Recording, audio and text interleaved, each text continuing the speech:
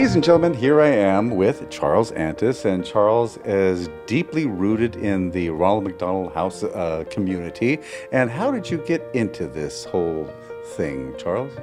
It was a change box inside McDonald's to me. Ronald McDonald House didn't have any meaning beyond that. There was a really friendly clown attached to it. But then my wife and I, we were pregnant with twins, boy-girl twins. We were super excited.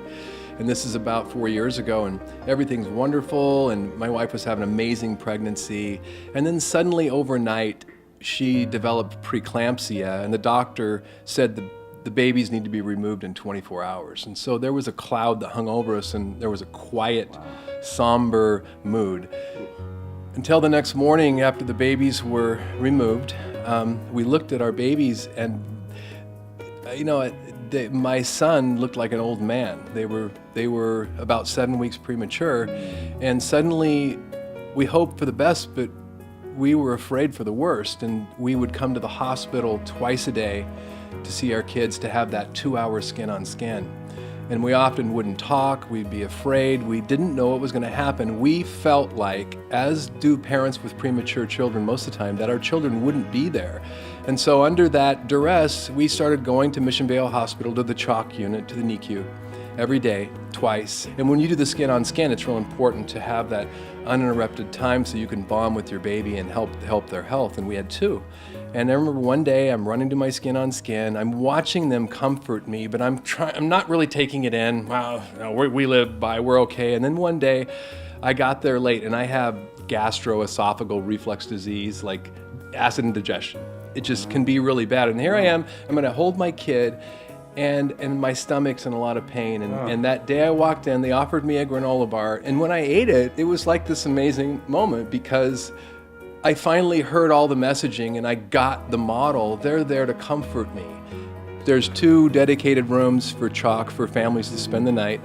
And now my company actually sponsors one of those rooms, because it meant so much to me back then. And now when I show up at Ronald McDonald House now, I get we are purposed. We are there to keep families safe as they are there for their sick kids. So Kathy, Yes, sir. you're here, you're the co-manager of the Ronald McDonald Room at the CHOC Hospital here in Mission Viejo. Did I say all that right?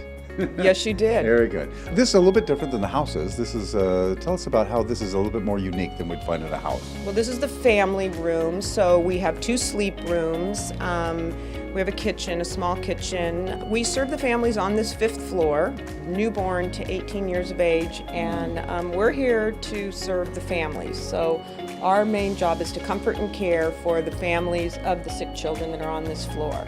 So we start our program when we meet a family with an introduction. We go into their room, we tell them who we are, and we bring them our comfort care bags. That comfort bag. Let me grab that for the camera here. We have the most fabulous bags that we put together. Most things are donated. Sorry, didn't mean to grab that. Watch it. We have in here socks and toothbrushes and hair ties and gum and mints and magazines. Just a little bit of a hug in the room that we can give them, and then they get to go home with a bag that will always remind them of their stay here and what Ronald McDonald stands for, again, comforting and caring each family member. So my kids are fully recovered, and they don't look like old people. They're beautiful 3-month, 4-year-old twins, and they're fully healthy. And the runt of the litter, my daughter, who was really tiny when she was born, and she was under 3 pounds, she is a chunky little sweetheart. They are so beautiful and so healthy, and we have a community now that knows the journey, and we appreciate it together, because there's a lot of families that go through a lot worse. Right. And now with your business, and the name of your business is? Antis Roofing and Waterproofing. Thank So you. you put roofs on other buildings out there too. So you told me you've donated how many different roofs out there for buildings?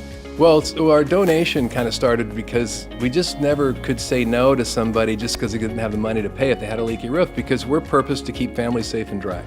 So the model really increased when Habitat for Humanity called about 10 years ago, and since 2009 we've donated every roof on every Habitat roof built in Orange County.